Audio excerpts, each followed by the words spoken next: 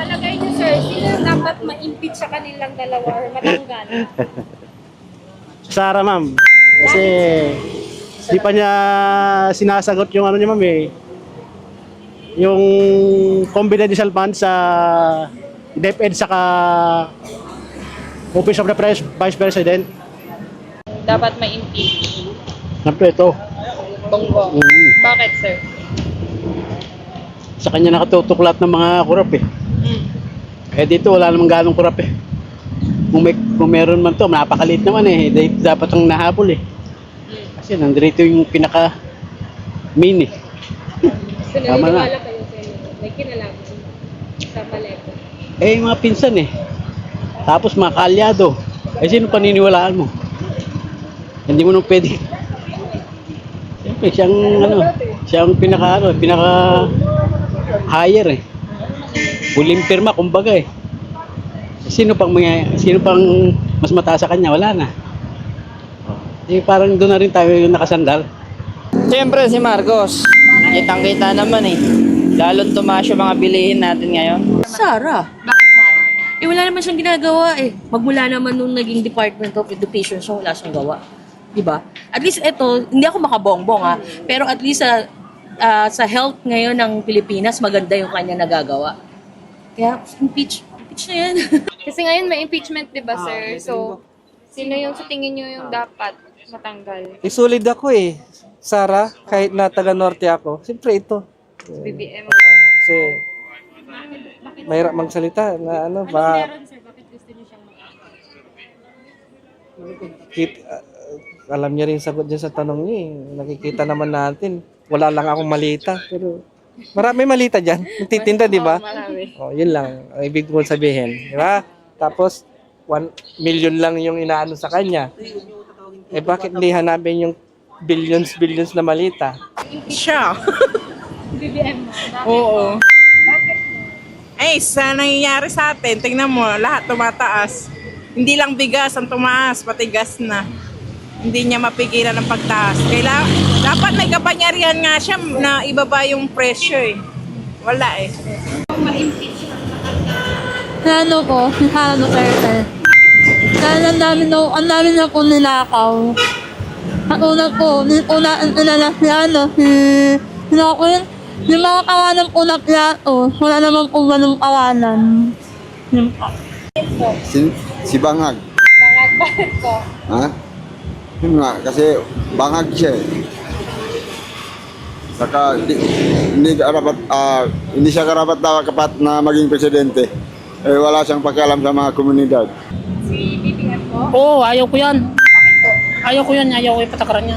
Mula sa pool, pinanganak ako yan, Marcos, ayaw ko. Bakit po, sir? Ayaw ko yan, basta ayaw ko. Alam na ninyo. Huwag na maraming tanong, ayaw ko yan. Basta ayaw ko yan. Yung balik si Duterte.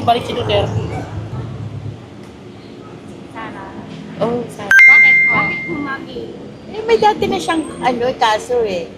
Meron lang parang, di ba last year, meron lang doon kaya sana ngayon lumusot. Pero hindi naman ako maka-BBM. Opo. Sa eto nun namin. So, pabor kayo sa impeachment namin? Oo, pabor na pabor. Patanggal? Oo. Ayun no, nakasalamin. Si Bongbong, sir, si BBM. Ito, nakasalamin. Bakit po? Pataas yung ano sa kanya eh. Yung mga gas. Hindi naman tayo ano eh. Tawag dito. Nakalimutan ko na tuloy. Nakalimutan ko na yung dapat sabihin dyan. Basta ito dapat. Sir, Kasi ito dapat papalit maging presidente. Sa tingin ko, dapat talaga wala. Kasi parehas naman silang binoto ng taong bayan eh. So matatapos din naman yung termino. Hayaan na lang siguro. Pagbigyan ng pagkakataon. Ilang taon lang naman yan. Tapos matatapos din, mapapalitan din naman. hindi po kayo pabor sa impeachment? Hindi po. Kasi parehas naman silang binoto ng taong bayan eh. Sila yung nakaupo. Bigyan na lang sila ng chance. Kasi nagsisiraan lang naman eh. Kung ganun eh. Hayaan na lang na parang kanya-kanyang trabaho na lang sila. Sa tingin niyo po, sir, sino po yung dapat ma-impeach sa kanilang dalawa or matanggal? Siguro to siya. Bakit, sir? Ay, kailangan talaga. May follow-up question. Parang Miss Universe. Kasi parang wala namang yung pinagbagang Pilipinas, mas lalong ano, di ba, tumaas yung presyo ng mga bilihin at saka yung ano, ang dami pa rin naghihirap. Sa maraming walang trabaho. Saka yun. Tsaka ano din, kami mga vendor, sana bigyan din ng puwang dito sa ano. Kasi nagtatrabaho kami ng marangal. Puro mga ano, yung mga pulis lagi kaming pinapaalis dito. Which is, marangal naman yung ginagawa namin. So kailangan lang ng ano, sa mga vendor, kumbaga para marangal naman yung ginagawa namin para sa pamilya namin. So nagtatrabaho kami ng patas, which is mga pulis pinapaalis kami dito lagi. So yun lang, para sa pamilya namin, para mabuhay. Hindi para makipagkompetensya. Kasi ano ito, mabibiin. Kasi hindi may siyang magpatakbo sa Pilipinas eh. Parang nagkakagulo-gulo na ngayon. Kaya yun ang reaction ko para sa kanya. Ay, ito. Kasi kung yan eh. Biglang nagbitiw sa DepEd. Bigla siya nag-resign. Nang walang dahilan. Thank you, sir. Thank you po. Siya, ma'am. BBM? Bakit, ma'am? Kasi yung sa flood control, mas malaki ang nakuha niya. Opo. Di ba? Sa news, nababasa ko. Opo. Bongbong Marcos. Bakit? Wala, tumaas na yung mga bilihin. Pati gasolina, wala na. Di ito ang gusto ko, si Marcos. Bakit, sir? Mas matindi pa kay ano yan. Ewan ko kung totoo lang sinabi nila na ano daw, urap-sapan, adik, ganyan. Yan lang, wala na. Si Sara. Dahil meron siyang kaso ng graft and corruption ngayon. Nakaharap na kaso. Yun lang. Ay si Bongbong. Bakit? Ba, kita nyo naman halata na sa flood control eh. Ikaw, sir? Kayo, ano sa tingin niya? Hindi, non-partisan. Wala kami Wala neutral. Siyempre dapat, di ba, taas ang mga rudo o ano pa. Dapat sa presidente kailangan kaya niya kontrolin. Di ba? Hindi naman ako kontrol eh. Kakawa ang taong bayan. Ang mga mamamayan ang nagdadala nun. Di ba? Silang dalawa. Bakit, sir? Lahat sila, puro may may ugong-ugong. BBM. Bakit, sir? Kasi siya ay hindi na siya nag-iisip sa ng mga mahirap. Puro na lang siya pataas ng presyo. Para sa akin, siguro si Sara kasi nahaharap na siya ngayon. Saka parang medyo maraming